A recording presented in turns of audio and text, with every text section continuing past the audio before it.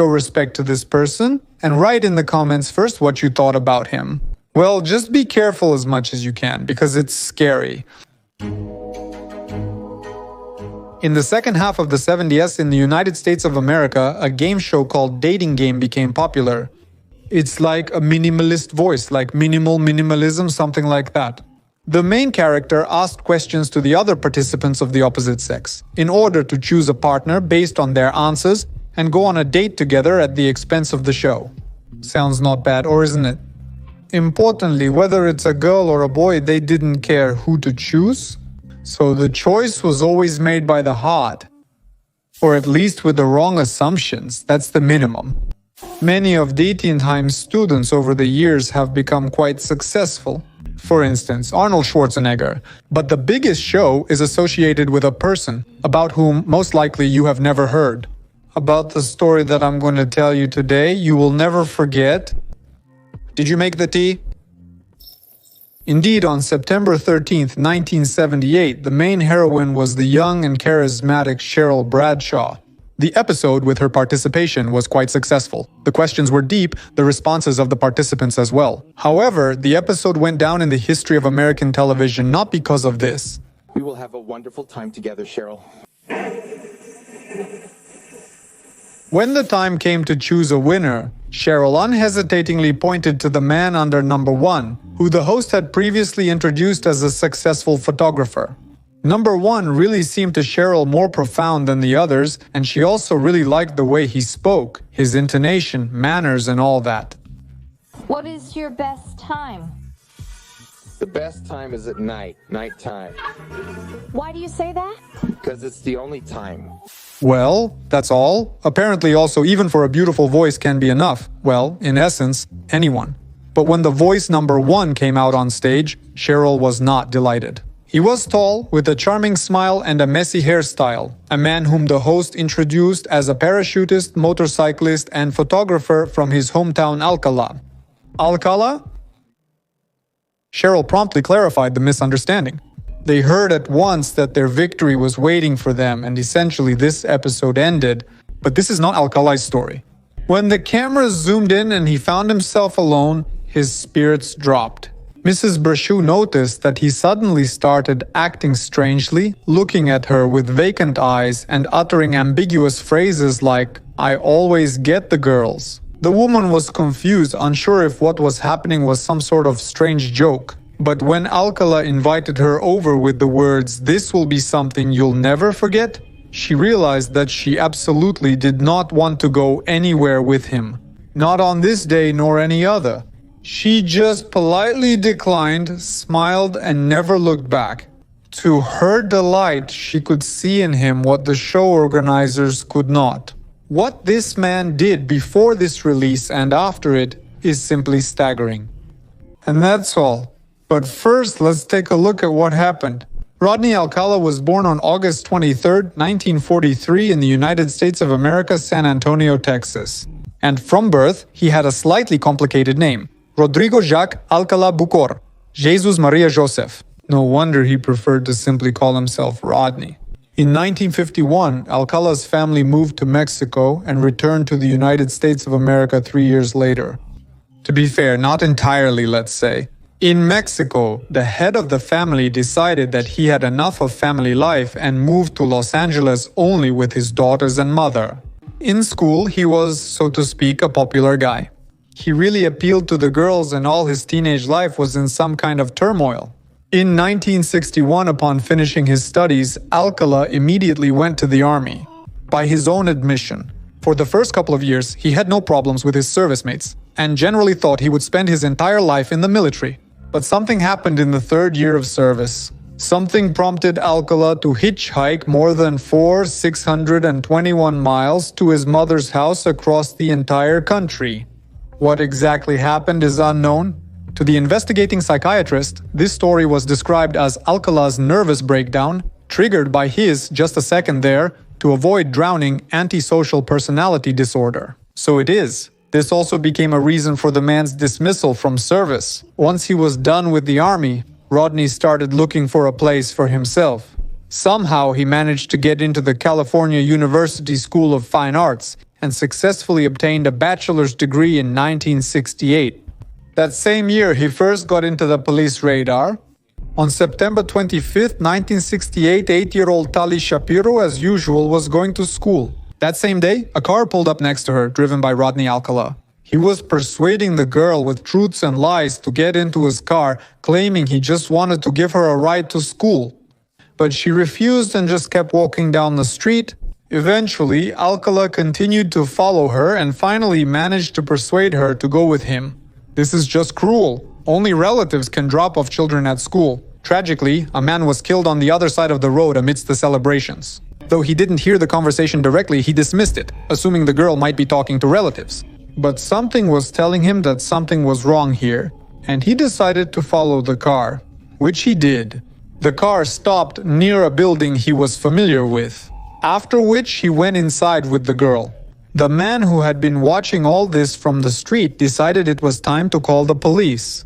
And it was a wise decision. Arriving at the building, the police knocked on the door and were immediately hit with the stench of a decaying human body. Rodney Alcala was only in a hurry. When asked about the girl, he said he was home alone and didn't understand what was going on. But he can't let the goats out because he is completely naked. He held the doors half closed, this kind of latch. Well, like this one. The photo is immediately for those who only listen. Alcala convinced the police that he had nothing to hide. He immediately put on some clothes and turned to them. Well, of course, he didn't come back. But the police waited for about 5 minutes. They knocked, but no one answered. Eventually, they broke the door down. Quickly scanning the room, they found little Tali Shapiro on the floor in one of the rooms. She was unconscious but fortunately alive. Alcala escaped, having brutally beaten her with a steel rod. After alerting the police, he immediately fled, taking nothing with him, not even his documents. And the cops literally knew within a few minutes who he was, where he was trained, where he served.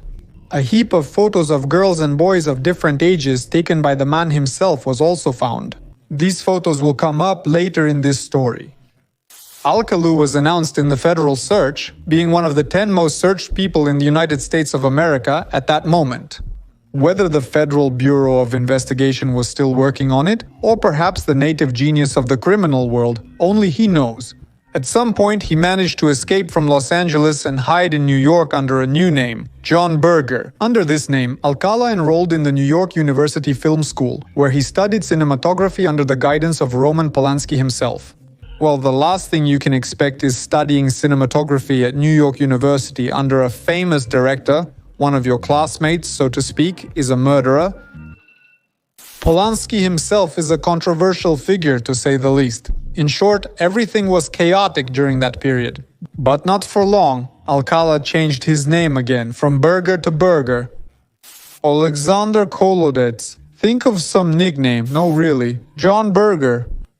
Under this name, in 1971, he became a counselor at a local children's camp, a consultant from the same places. Unfortunately for all the children at the camp, among them were 2 girls who fell victim to the villain in Burzy. They noticed that one of them, so to speak, was strikingly similar to their art consultant.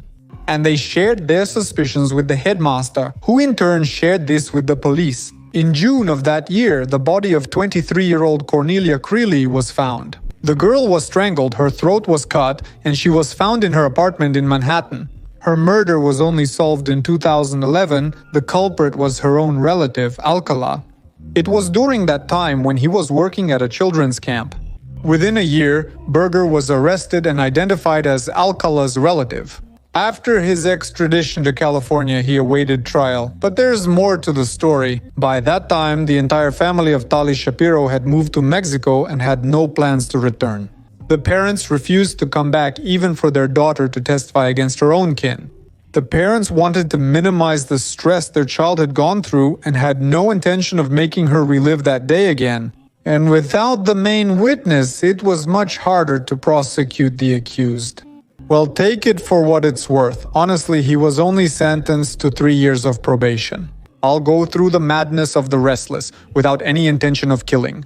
Everyone knew about this attempt and all about it, but it just couldn't be brought to court. The man behaved quietly behind the bars and did everything to get out on parole. And he succeeded. He only served half a year. The prison psychologist described Alcala as a balanced person who fully recognized and understood his mistakes. Well, not even 2 months had passed when he was arrested again, and the crime scenario was eerily similar to his first most notable crime. The 13-year-old girl agreed for him to give her a ride to school, but instead he took her to the woods and managed to escape. Fortunately, nothing happened, and the girl remained alive and, for the most part, physically unharmed. However, due to the mental damage caused by the traumatic experience, Alka was still sent back to the bars. Moreover, the case was again forgotten about. Indeed, surprisingly, he was again prematurely released, and they even allowed him to leave the state. What did he do again? Having returned to New York. The very next day after his arrival, according to the police version, he killed the 23-year-old daughter of the owner of the popular nightclub Cyrus. The charges against him were only dropped in 2011. At the age of 78, Alcala became a typesetter at the Los Angeles Times, and during the same period positioned himself as a fashion photographer. And guess what? A professional fashion photographer. He was fluent in speech and easily convinced young girls and boys that he was a real artist, and they were lucky to be in the lens of his camera. And this is a damn mess. One of Alcala's colleagues at the Times later guessed that he had shown his portfolio to colleagues several times. Most of it consisted of photos of teenagers, both girls and boys, who were, let's say, inadequately dressed for it to be considered a normal photo. However, none of the Times employees ever reported this information. It seemed like everyone had to go through Alcala to get to this place. In this year, as you already know, Alcala's relatives took part in the date and game. By the way, he never resembled the other two voices. They described him as a person who has strange thoughts and manners.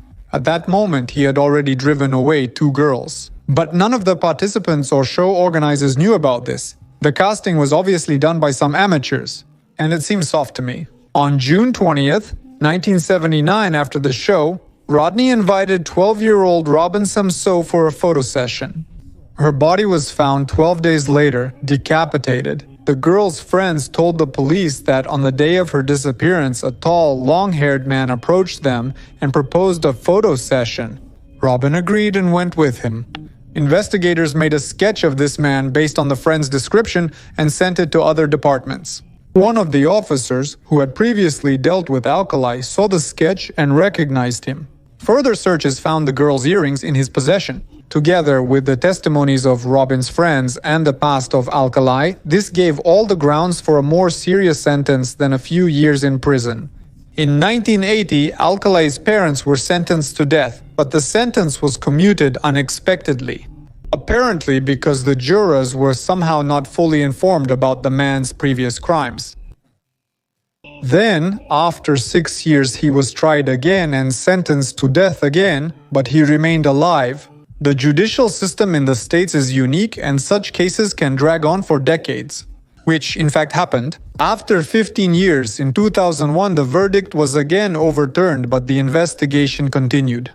The investigation linked Alcala to the murders of almost 4 girls from 1977 to 1979, and then he was already tried for several murders at once. The man himself denied his involvement, but not very convincingly. He claimed that he simply couldn't commit such a murder. How do you like such a twist? By the way, later he even acted as his own lawyer and even asked himself questions. Changing his voice a bit lower, he said, "There, Mr. Alcala, what were you doing that day?" And he answered in a slightly higher voice, "That day I was as busy as always." But if Alcala forgot something, we'll skip it. Traces of his DNA on the victims' bodies remembered everything. In April 2010, police discovered 120 photos taken by Alcala to identify the people in them and possibly find new victims. Indeed, the photos were significantly more. The police did not disclose about 900 of them as they were too explicit. 6 families have reported that they recognized relatives in the photos who disappeared many years ago and never showed up again. Were they also victims of Alcala? It is proven that he killed at least 5 people, and he was accused of killing 6 more. However, how many actual victims are on Alcala's list is unknown. There could be dozens, possibly more. Most of the photos that were seized by the police are still available to the public. Most of the people in them are still unidentified. Although Alcala was first sentenced to death back in 1980, the entire legal saga lasted until 2021. Endless appeals, new crime details, and even changes in laws over all this time constantly delayed the execution. And in the end, this monster died a natural death on July 24, 2021, at the age of 77. What can I say without swearing? The system is deceiving, very much. Remember this. Sometimes the real devil hides behind a charming smile, but not always. Well, if you've made it this far, know that you're the best. Take care of yourself, it's mandatory. And don't forget to support the channel, because it exists only thanks to your support. But only after supporting the Ukrainian armed forces. Without them, there will be no me or my channel. See you in the next video. Call me Sasha or Alexander. I'm off.